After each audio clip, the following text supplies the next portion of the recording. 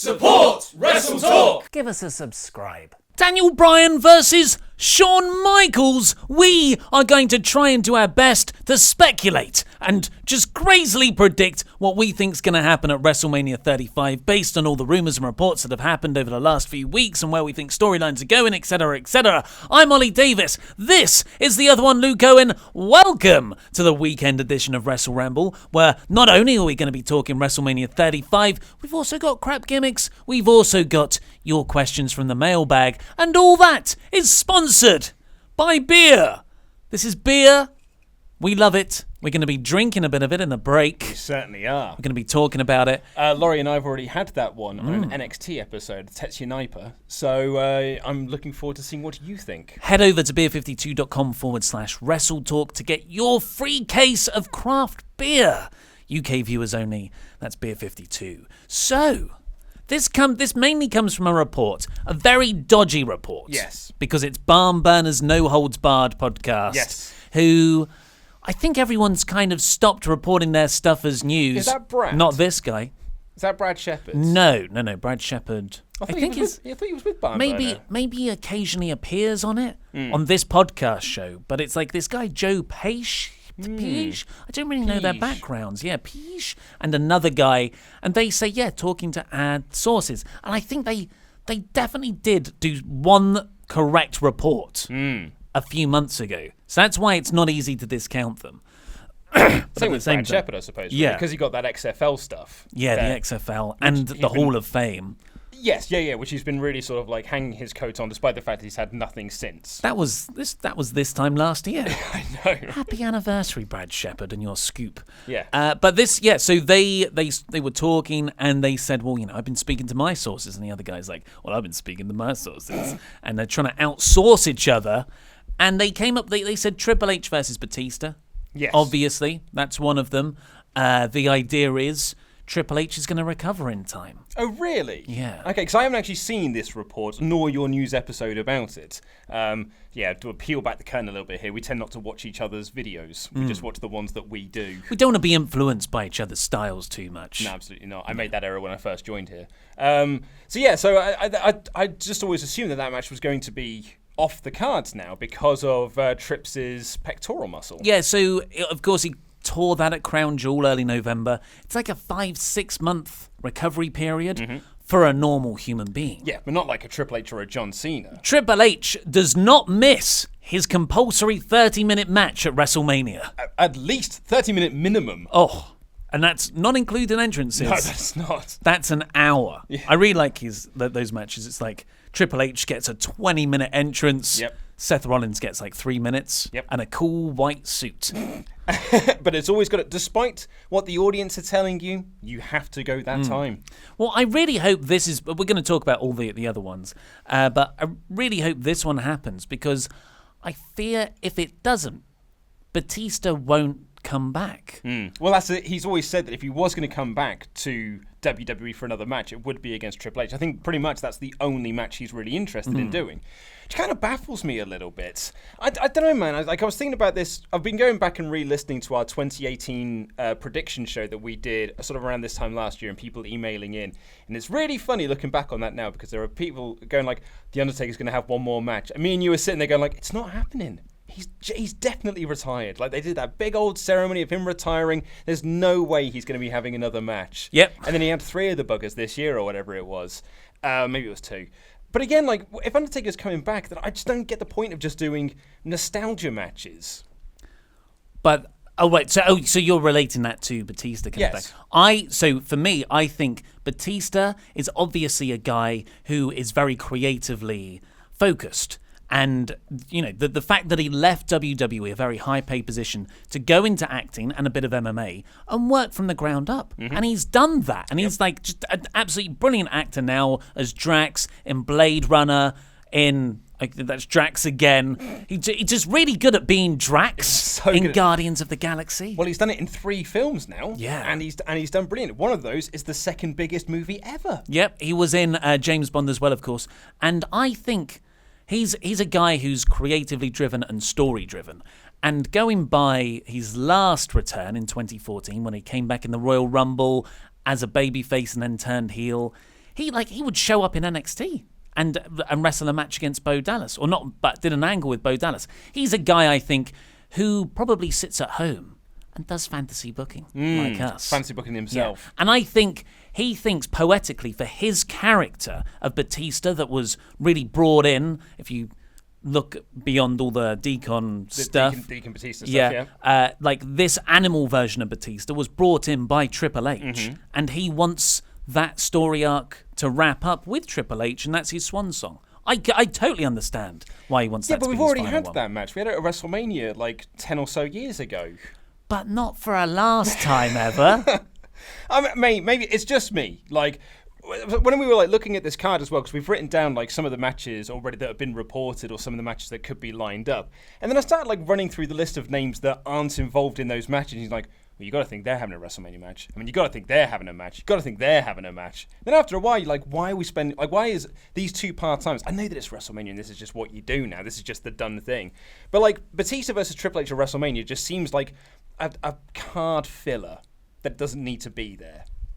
I disagree. I think this is a rare example of where I wouldn't mind two old timers going at it, because I think it suits their characters. With that said, I would much rather Triple H and Batista than Batista versus Randy Orton. Oh yeah, totally. Yeah. Which is why I hope that if Triple H can't make it in time, which come on, this is Triple H. He'll be back by TLC. He'll be there, and he'll look suspiciously better than he did before.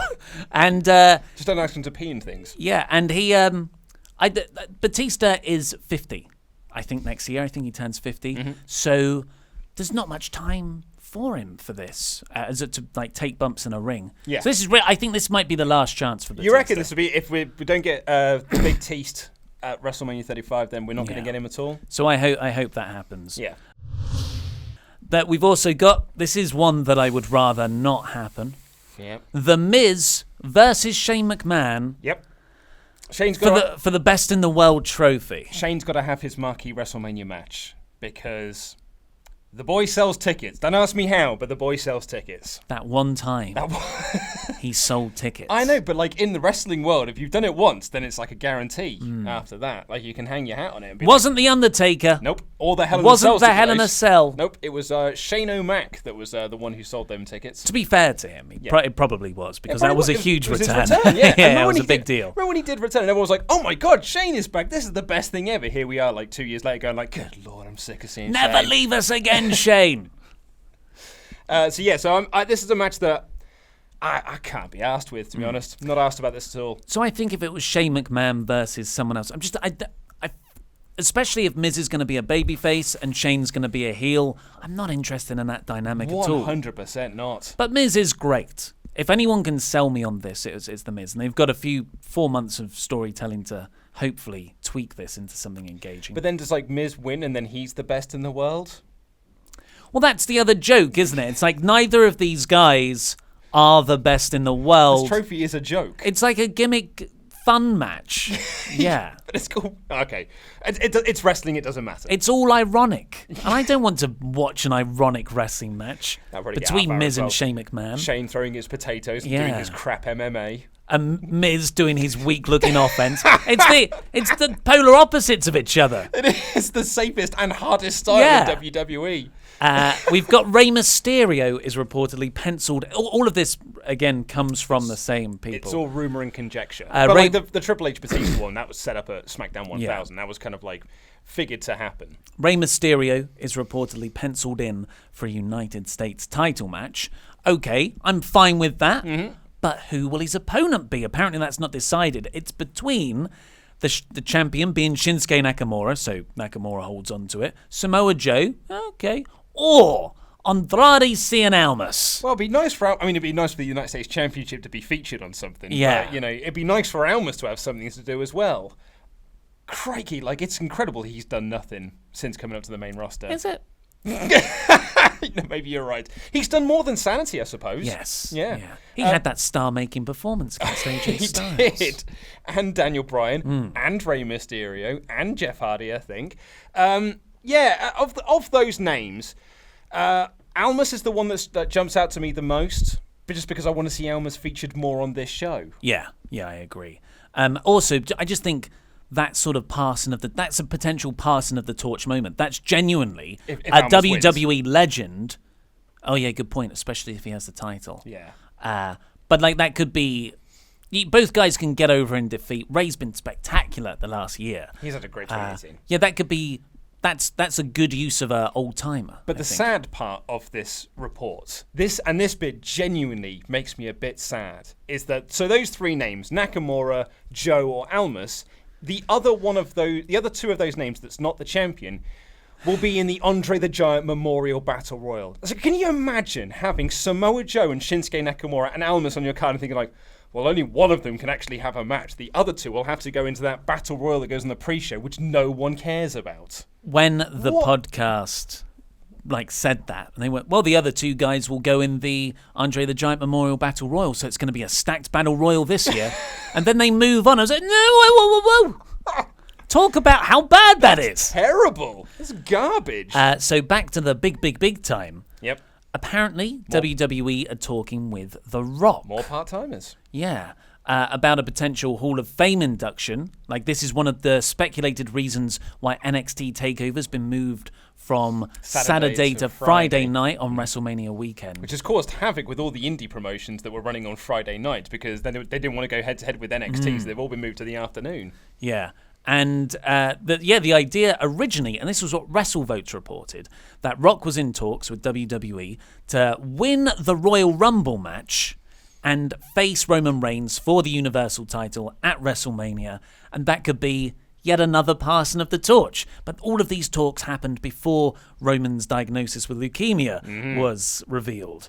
So now there's still, apparently, according to Barn Burner, those discussions are still there, but maybe it's Rock versus Brock in a 2002 SummerSlam rematch. Yeah, Meltzer's been on this as well because he said that it's the match that Vince has always wanted to do is Rock v. Brock since Brock came back. So it would sort of make sense that if Rock is going to come in for one more match, that would be the match that they do because it's the one that Vince wants to do. And the reason that they want to move the Hall of Fame to the Saturday is because Rock probably wouldn't be able to commit to a whole weekend, a whole 3-day schedule. So they just do the 2 days instead. He comes in the Saturday, then works the Sunday, and then off he pops again. Otherwise, where's he going to eat pancakes? Yeah. So Dave Meltzer actually has denied, he said he's asked around, and his sources say, no, this is complete lunacy. And WrestleVotes, who are very reliable, they're very good. They're sticking to their guns. They're saying, no, this is what we've heard. So yeah, I mean that's. But another question is, do we want to see it? Not for me, not in this match. I want to see Brock versus Seth. So that's the other thing. If it's not Rock versus Brock, it'll be Brock versus Seth. And Seth's been doing some teasing of that. Yeah, and I think it really needs to. We really need to move on from this Roman Brock hangover that's been 2 years by this point. Yeah. And then Seth could hopefully be the new top guy. Yeah, I know, but I wouldn't I don't see Rock and Brock. It's just postponing the problem. And is in this scenario, if it is Rock v. Brock or Brock v. Seth, is Brock champion? Because that's the other name we've not really seen on this list yet is Braun Strowman. Who is figuring to beat Baron on Sunday's pay-per-view, although the report is that Braun will be there, but he's not going to actually wrestle. But that's what WrestleVotes are reporting is that and PW Insider have said he's definitely going to be there, but he is not cleared to wrestle and he won't be having the match. And then PW Insider reported, interestingly, Kurt Angle is scheduled to be at Monday's Raw. Ooh. So one might think that it will be Angle that subs in for him. That makes total sense. Makes total sense. Either way, Braun gets his title shot at the Royal Rumble. So does Braun win the belt there? Who knows? Well, all the storylines since the whole Brock Rock thing would just be a bit dull and frustrating. I can't argue the business sense of that, though. Nope, absolutely. You cannot argue the business sense of it. He's arguably the biggest movie star in the world. He's the biggest paid. It'll be huge, and way more than the last time he was facing John Cena. Oh, absolutely, yeah. It is one of the biggest actors in Hollywood, and one of the biggest guys in the UFC. Formerly of the UFC, colliding together at the WrestleMania stage. That's a massive marquee match. That's a headlining match. Yeah, I think even if I was in Vince's shoes, and he's obviously got the financial resources to do it, and Rock is another one who's he hasn't got many more years to do an in-ring match, and he'll probably be president in 2 years. Yeah. So it's really like now or never, I think, for Rock. And yeah, if I had the money, I go, I don't care if this makes no sense and it's going to piss off all our normal fans. Yeah. I'm booking it. Or all the boys in the back who've been working all year long, but they cannot get a WrestleMania main event. Don't care. Don't care. It's Rock versus Brock. And if the reports are true and we're getting 2 WrestleManias or more WrestleManias next year, then... What reports? Who would it come from? There was going to be more WrestleManias. It was a bit of speculation from April. It's in our video that we're doing. Is it? Yeah. Which video? The rumours you need to know. Okay. Then we've also got, set your seats to stun. Your seats to stun? Whatever that is, AJ Styles taking on Randy Orton. Oh my God. That means you've had AJ Styles in this company and your thoughts are, let's have him lose to Jericho in a 8-minute match. Then, Shane McMahon. Then we'll have him in a match with Shinsuke Nakamura that's purposely designed not to be match of the night. And then Randy Orton. I will say this, though. When AJ Styles and Randy had the occasional clash after WrestleMania in 2018, I thought they were very good matches. And they were building matches based around AJ doing the phenomenal forearm and Randy going for the RKO. So, it'll be a really solid match. And I think this is the kind of match that Randy would care about. Because he's got the tools. He's not always the most motivated. Yep. But yeah, it's not inspiring in the slightest. It's not a match I'm particularly interested to see. But it might just be, and I think this has come across quite clearly in my SmackDown reviews and stuff. I'm just not asked about Randy Orton. I think I could really do with him just going away for a little bit. Well, how about this then? Daniel Bryan versus Shawn Michaels. It's when you see lineups like this, you're like, oh, this report's a load of crap. Well, that was the one I was like, well, that's silly. That's but very then silly. He wrestled. He wrestled a match. He was the best guy in there. Well, yes, but yeah, really, he had to be, I suppose. By default, he was going to be the best man in the match. But I don't see it happening. I just don't see Shawn getting back into the ring again at this point. I agree. I don't think he had fun at Crown Jewel. No. And it was quite sad. And he said that. Yeah. He said that. But is he... I could see a scenario where he thinks, God, that's what everyone's going to remember me as now. Yeah, I know. I've already made the return. I think I could put on a hell of a match with Daniel Bryan at WrestleMania. Yeah. The story's there, of course. Michaels briefly trained Bryan way back in the year 2000. Yeah, really. I mean, that's the story that WWE can certainly tell. The reality of it is that Daniel Bryan went to Shawn Michaels wrestling school and Michaels was never there. And he was just trained by other people. But there are a few photos where Michaels did squats with them. Absolutely. And they can run those in video packages. Yes. There's a history in WWE in ring segments as well when Bryan put the yes lock on Michaels in that segment. So I think, to be honest, it's a match that I would really like to see. And it would be a much nicer swan song for Michaels than that Crown Jewel embarrassment. So I'd be very much down for it. But the other question to that is then, is that for the title? Is Bryan going to be champion at that point? Well, you could always put it on that hot AJ Randy feud.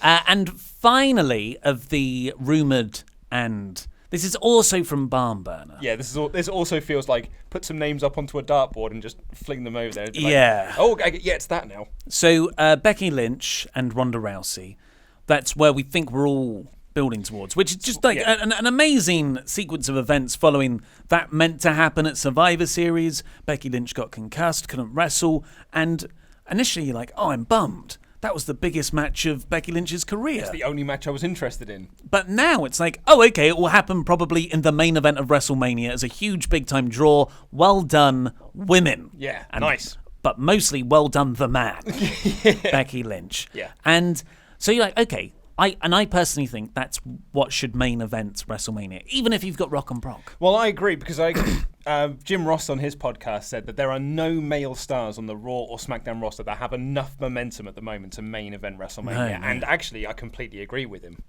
But what Barnburner added, because that's everyone sort of reported that one, is they say that Daniel Cormier, who will have retired by then. He said he's going to retire when he's 40 from UFC. He's the light heavyweight and heavyweight champion, which is quite something. And he's going to retire when he turns 40 on March 20th, a few weeks before WrestleMania. If in wrestling someone won the Cruiserweight and World Heavyweight Championship, people go like, that's stupid. That really buries the Cruiserweight division.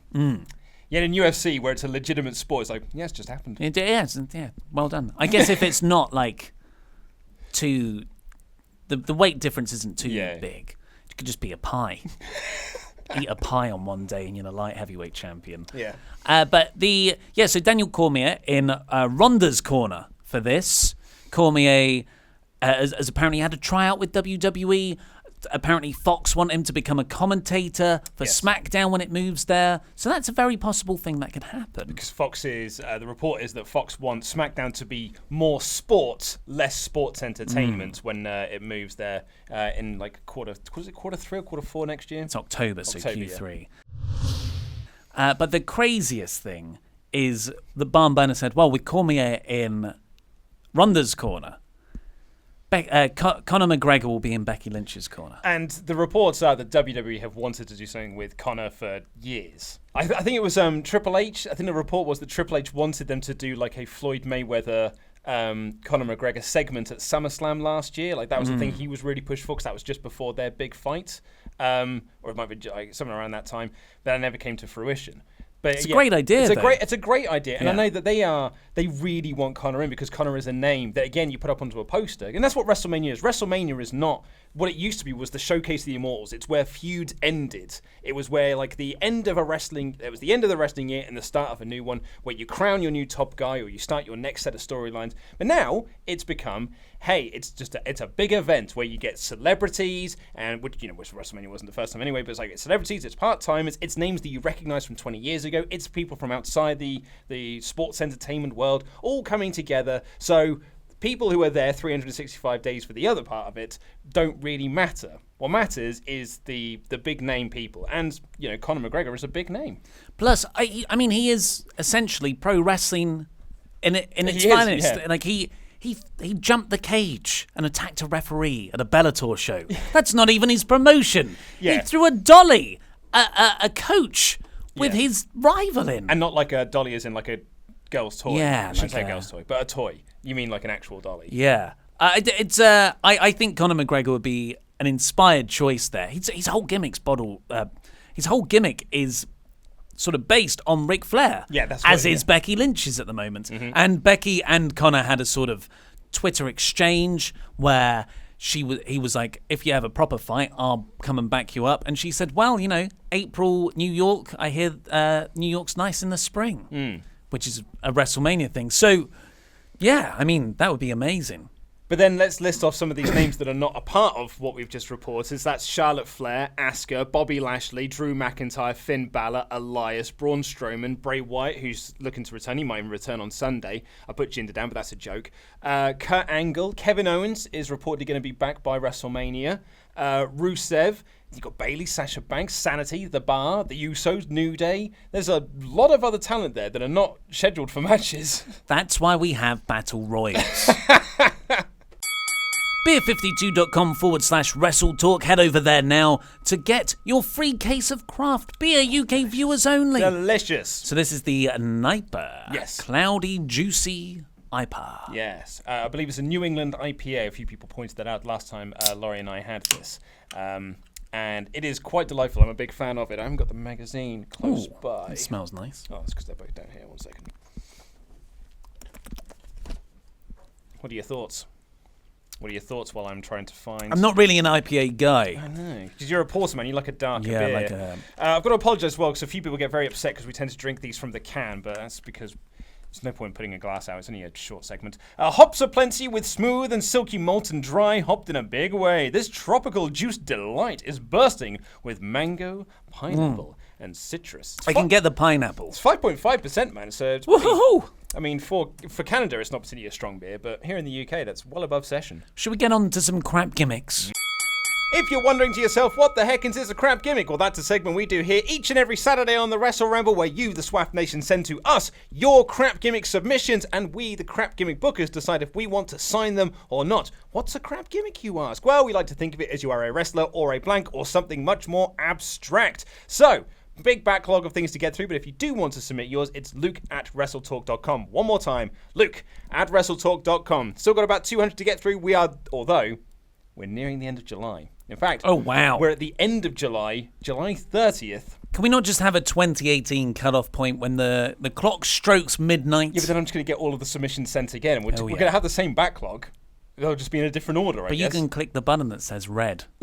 It'll be nice. Yeah. This comes... Actually, before I jump into this, we're going to be doing our Christmas show next week. So if you could send in Christmas-related crap gimmicks, we'll read them out. Well, we're going to read a few of them out because I might get loads. But we'll read a few of them out on the Christmas show and decide whether we want to sign any of those. Got to be Christmas-based, though. Just don't resend one you've already sent before. This comes from James Shack on July 30th. Hello, Luke and Ollie. My crap gimmick is consisting of former firefighter trainees Darren and Larry, the Hot Boys. Darren and Larry are the best of friends whose childhood dream was to become firefighters, but unfortunately failed out of the Firefighter Academy. Ah. Oh, no, sad story. No. Me and Laurie did this one. Did you? Yeah. When you were away, I think. Because his dad used to be a firefighter. He did, yeah. Yeah, and I chose this one on purpose to make him feel uncomfortable. So we've done that one then. Yeah, I think we might have even signed them. Have you done the Computer Boys? Try it. See if I remember it. Okay, well, this comes from... You need to tell me these things. Sorry. These comes from Gym Leader David from August 3rd. Wow, we're in August. We're in August now. The Computer Boys, with a Z, so you know they're cool. Dom and Nate, cheap puns to add for the crapness, are two stereotypical 80s nerds, coming down to the ring in button-down shirts with pocket protectors, braces, pants that are slightly too short, with white socks and boots and thick frame glasses. These two seem to be meek, but when they get in the ring and take off their glasses, they become hard-hitting ECW-style hardcore wrestlers with little to no regard for the rules. They prefer to wrestle in hardcore matches so they can introduce their weapons of choice, computer parts. Dom's prefers his finishing move is the double click, a top rope elbow drop to a grounded opponent with a mouse wrapped around his elbow. Nate's finisher is a pedigree where a computer keyboard is placed underneath his opponent so that it hits him in the face on the landing, which he calls the keyboard crusher. Their tag team finisher is the same as AOP's the super glider, but it's called Control Alt Delete. That comes from Gym Leader David. I like the idea of the computer pedigree happening, and then the opponent, you can have a gimmick where they roll over afterwards, and they've got the keys from the keyboard in their mouth. I like it, replacing their actual teeth. Yeah, like the sort of piano spot in Looney Tunes cartoons. Tom and Jerry. And I once went to a Progress show before everyone else liked it because I'm cool. And the London Riots used a computer keyboard in the match. And the D key came off. I caught it. That was on my desk for like 3 years. Had a bit of blood on it. Where is it now? I don't know. I lost it. I quite like the Computer Boys. I think it's a fun little tag team. Yeah. But will it be better than Matthew Groves from August 4th? Hello, Luke and Ollie. My crap gimmick is Max the Mama's Boy Boyle. Max is a young man who is actually a good wrestler, but his mother always seems to be getting in the way. She will allow him down to the ring for every match if he wants her there, or she will always follow him down to the ring if he wants her there or not. At the start of every match, his mother, Maxine Boyle, will start the timer on the screen because this is when Max has to come back home for his curfew. Max will often lose his matches because of this timer, will either run out of time or he'll rush himself, which will lead to a stupid mistake. Added to this, his mother will not allow him to be in the main event as that's past his bedtime. His mother will also distract him by offering crap advice because she doesn't know that much about wrestling. One match in the future, his mother will be distracted by a fan, which will allow Max to win. This will hopefully set the crowd up to start distracting Maxine so that Max can pick up victories. His finisher is the overbearing, which is a bear hug, which he turns into an overhead belly to belly when his weakened his opponents. Love the show, lads. Keep up the good work, Matt. I like the idea of a mum as a manager. Bit like Shelton Benjamin's mama. Remember that short-lived gimmick? No. That was like 2006 era. It's about one of the few things I like from 2006 WWE. So, of course, they dropped it very quickly. Yeah. I think it only lasted like 2 or 3 weeks. It's also something WCW have already done to crap gimmick effect. Yes, with I'm Bob surprised Bagwell. there's not more overlap between all of these submissions and everything WCW did in the second half of the 90s. Yeah, WCW from 99 through to 2001 is a litany of crap gimmicks. I mean, they had Gen Erection. That's a solid pun. Like, you can't... Solid? Yeah, that's an... I think that's a success. I think that's critically applauded as a success. It's critically applauded. I like this. I do like the mother character. Yeah. But I just feel like her character isn't as fleshed out as it should be, and neither's his. Mm-hmm. It's like a good pairing, but I want a bit more, some deep crap to flow individually. You would have to rely on fans to distract Maxine at the right time. Mm-hmm. So may not always play off into the finish. Yeah, I much prefer the computer nerds. Yeah, I'm going to go for the computer boys. Computer boys it is. And if you want to submit a question to the mailbag, all you have to do is become one of our awesome pledge hammers over on Patreon at any dollar amount, and then leave your comments in the community section. Don't email it to me because they may get lost, or send me them on Twitter because they may get lost there as well. Leave them in the Patreon community section. It's much easier for me to find. But this one, speaking of which, comes from Ross Dimitri, which he actually sent back in July, but he sent it to me as an email called Crap Gimmicks. So I filed it under Crap Gimmicks, and then I read it. It's not. It's a mailbag question about crap gimmicks. Okay, I can see where the mistake happened. Yeah, he's even talking about the fact that he voted for SummerSlam 2000 for the Patreon podcast. Thank you. Yes, which we got to do. So where's this question? My idea was more of a question. Would you guys ever decide to draft for the crap gimmick wrestling? You could be general managers of each brand and have drafts and trades, not superstar shakeups. You could also have fantasy booking warfares and then do schedule and build up pay-per-views. And we will vote on who had the best crap. Lol, love the show very much, very consistent. I wish you and your lady partners well. By the way, he's a $5 pledge hammer. Bet you he's not anymore because we didn't read out his question. I do like the idea, but you've got to factor in the interest, because crap gimmicks is a niche part of the overall WrestleTalk ship anyway. I do get people sometimes saying to me on Twitter, it's like, why don't you do a whole show based around it? It's like, because no one would watch it. Absolutely. That's why we tuck it away in the middle of the Saturday show. We like it. Yeah. It's like Wrestle Sketch. It's like, everyone's like, I want more Wrestle Sketch, and then 30,000 people watch it, which is loads of people, but it's not the 100 to 150, 200,000 that normal videos do. So it's just like the payoff of resources and it's so much more work. Yeah. So much more work. My God, imagine doing a full fantasy booking warfare for crap gimmicks. Yeah. Well, you'd have to build an entire promotion from the ground up with characters. Yeah, we do not have enough time to do that. It would be very fun, but it would only ever be a once-off if Tony Khan gave us loads of money. Marcel Jura, who emails in a lot. Hi, Luke, Ollie, and Laurie. I know Tough Enough doesn't get love, and I know that the format is a bit cringeworthy, but I think it's pretty underappreciated for producing talent. Yeah, I know none of the winners really made an impact, but look at the talents that have come out of the show. Okay. Here is a list of some of the names I have on the radar. Kenny King, Christopher Nowinski, The Miz, John Morrison, Matt Morgan, Ryback, Matt Cross, Evilise, Marty the Moth Martinez, Mandy Rose, Laurel Van Ness, Sonya Deville, and the Velveteen Dream. They may have bad luck when it comes to choosing a winner, but they produce lots of talent, or at least give them opportunities. Without them, they wouldn't be where they are right now. What do you guys think? Is Tough Enough underappreciated? Would you like to see a new season? Much love. Well, you have put down a lot of names there. Obviously, The Miz, Kenny King's very good, Velveteen Dream. But to my knowledge, out of all of those, only John Morrison won. I don't even think he won. Did he not even win? Oh, my knowledge of actual Tough Enough winners is very, very limited. Because I've never cared. And it's like a lot of those people, I think, were eliminated early well. And also, a lot of them were already, like Matt Cross was a name that was already established before he got into Tough Enough, so I'm not sure you can really have that one. And there's been, 6-7 series of Tough Enoughs, say 10 to 15 competitors each. Like, we're talking 100 people have come from it. And none of these are super mega stars, I would argue. No. So that is a very, very low success rate.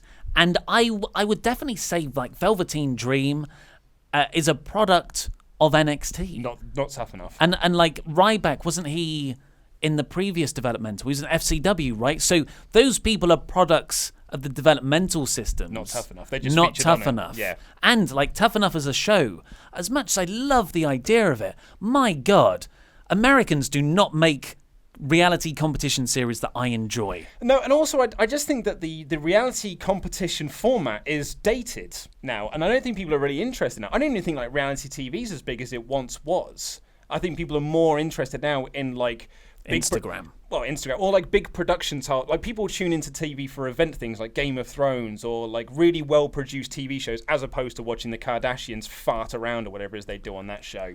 I'm sure they still do. Like they don't do as big numbers as they might have used to do. I think the interest in them is lower than it once was. I was actually watching a really good documentary on this last night. Really? It's called The American Meme. It's a Netflix original movie. Ooh. It's really good. I put it on hoping for some just, hey, look at all these weird people who have become famous online. But it's actually a really interesting, intelligent investigation into how we got here with people becoming famous on Vine, or like the fat Jewish guy, like how he's made a big brand of himself. And they trace that back to Paris Hilton. Yeah, that makes sense. Paris Hilton and The Simple Life, and how Paris Hilton even has before threads. That, it was Paris Hilton and the sex tape that then led into things like that. I think that's... I thought the sex tape came before all of it. So Paris Hilton was like doing a lot of it-girl. socialite stuff, and she was a model, and she was being photographed by something Chappelle, who of course had ties with Andy Warhol, who did the whole 15 minutes of fame thing in the first place. I can't remember the start of this point. Excellent story, bro. But the overall thing is, I think in our bubble, it seems like Game of Thrones and people watch telly for big event things, but actually the vast driver of all things is reality stuff like that. Well, still. I take that all back then. But But reality competitions, though. A third of all scripted content now comes from streaming services. Yeah, makes sense. Yeah. And because that's the big networks just rely on the much cheaper to produce reality and structured reality and reality competitions and game show formats. But my other point I would make on that is that that's more WWE content I'll not have time to watch. So that's the last thing we need. That guy who wants to support. Hello, my SWAFT brothers in arms and our SWAFT daddies. If you had to choose one on-screen wrestling character from all time, including managers, commentators, authority figures, etc., to host your funeral, who would it be and why? Keep being awesome and have a Merry Christmas, even though I'm Jewish and don't celebrate Christmas. Happy Hanukkah. Happy Hanukkah. Well, in a Jewish vein, Paul Heyman would be up there. Yeah, I'd go with Paul Bearer. Really? Yeah, that is good, isn't it? That's apt. There's something about... I would like a Bobby Heenan roast of me. That would be great. Yeah. I'd just like him to talk crap about me, not say a single nice thing. Yeah. Or, maybe do some slapstick. Oh, man. Or like someone who just would have no idea who you were, and then but trying to pretend like they did. Like a Vince McMahon trying to pretend that he knew who you were. Like one of those paid cameo gigs. Yeah. Jack Swagger with a fake Universal title. Nice. Owen Morgan asks for the mailbag. Hello, Luke and Ollie. In the years you've been presenting for the WrestleTalk channel, your presenting styles have got better episode by episode. Who have you taken inspiration from, and has it just been a matter of confidence? I ask as I host a show and find myself naturally improving over time. Great work as always, guys. And that's from Owen the Blueprint Morgan. Can you figure out the wrestling reference? Of course we can. Of course we can. It's Rob Van Dam. Yeah, totally, yeah. Matt Morgan. RDV. No. I used to really like Matt Morgan. But then So it was you and Jim Cornette then? Hey, I felt like he could have been great if he was protected and the weaker sides of him were not shown so readily. He is like a tall, muscular dude, and you'd think, oh man, he's got it made on the main roster. And then he got there and Vince was like, stuttering gimmick. Yeah. Killed him instantly. I think we've both gotten better.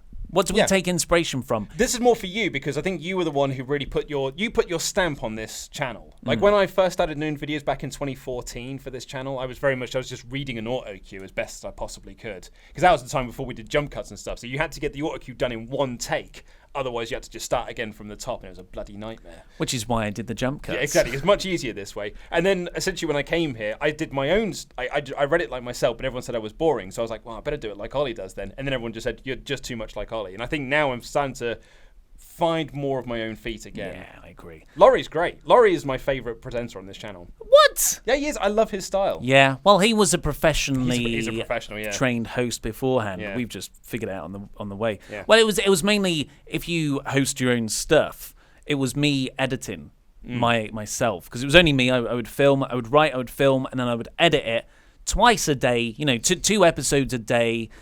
for about a year. No, longer than that, about 2 years.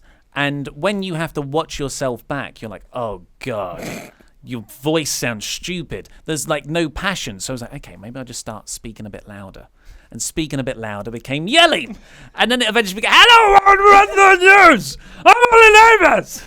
And I was like, because when I was talking very loudly, I was like, well, that emphasizes the nasal qualities of my voice. So I'll put a growl in. And I was growling. And I watched back for the TLC episode last year. I watched back a bit of that. And I was like, I'm growling so much. I'm purring my way through this. I think I've reined that back in a bit. Let's have one last question, if we can, from Craig Roberts. Ollie, Luke, and Laurie, what do you guys think of the longevity of the Wrestling Observer newsletter when it comes to things wrestling, from viewing figures and gate receipts? I ask as a regular listener to 83 Weeks and Something to Wrestle, and I get the feeling that Eric and Bruce don't really rate Meltzer and his facts, so I just wanted your opinion. Keep up the fabulous work. Yeah, there's a reason why Eric and Bruce don't rate Dave Meltzer, is because he's right. And he reports facts, and it's for facts that they don't want to hear. So their whole job, 83 Weeks and Something to Wrestle, exists so they can discredit Dave Meltzer. That's the only reason those shows exist. So Eric Bischoff and Bruce Pritchard, Bruce Pritchard's a bit different, but they are wrestling promoters. Yes. And the way... wrestling is a carny business. Thankfully, it's getting away from that a bit more. But one of the things they do, I mean, football games do it and gigs do it. You inflate the attendance. You give away a lot more free tickets so it looks like there's more people there. And you say, but the attendance was this much, but how much is paid? So if you have some guy in the 90s, but like 2 decades before this was a more mainstream thing through YouTube with channels like ours, talking about all the great, amazing investigative work that Meltzer's been doing forever. Like, wrestling was a very closed shop back then. And here's some annoying guy going, actually, this was the real number, giving that sensitive business information that they were trying to not let out. Yeah. And they put that out there. Yeah, absolutely. So that, like, they don't... I think they bought into their own lie as well. 100%. And Eric Bischoff, like, I've only listened to one episode of 83 Weeks, but it is god-awful. It is a terrible podcast, because it's just Eric Bischoff going like, I was brilliant. I was so good at what I did. Everything I did in WCW was brilliant. It's like, mate, it went out of business. Yeah. Like, they would make mistakes, and you just won't admit to any mistakes. And when I was on Straight to Hell with Ross over on Cultaholic, one of the things I wanted to put to bed was... or put to hell rather, was Conrad bringing up Dave Meltzer on those sorts of shows, because it's just infuriating to listen to. Because Bruce will then go, like, Conrad will read a statement, and then Bruce will go, yeah, that's right, that's wrong. Dave Meltzer makes up 100% of everything that he writes in the newsletter. I was like, well, clearly he doesn't, because you just confirmed a lot of that. And you're right, and it is things like, yeah, we sold out, we gave away, we had 100,000 people there. And it's like, yeah, but the real numbers... 83,000, which is a really good number. It's like, Dave Meltzer just makes that up. I was like, but the fact is there. Like, that's a genuine, undisputable fact. Well, that's all we've got time for today. I'd also say as well that he's been doing this for 40 years. Like, I feel like I'm just being on the Dave Meltzer bandwagon. But to answer your question of the longevity, Dave's been doing this for 40 years. And by all accounts, his subscriber numbers are better now than they have ever been, including the boom period of the Attitude Era. So, if anything, he's going to go for another 40. Yeah, well... That's what happens when you make up fake news, though. That's all we've got time for today. Please click the videos that have just appeared on this desk to catch up with the latest WrestleTalk things, and go over to beer52.com/WrestleTalk to get your free case of craft beer, UK viewers only. I've been Ollie Davis. This has been Luke Owen, and that was Rambling.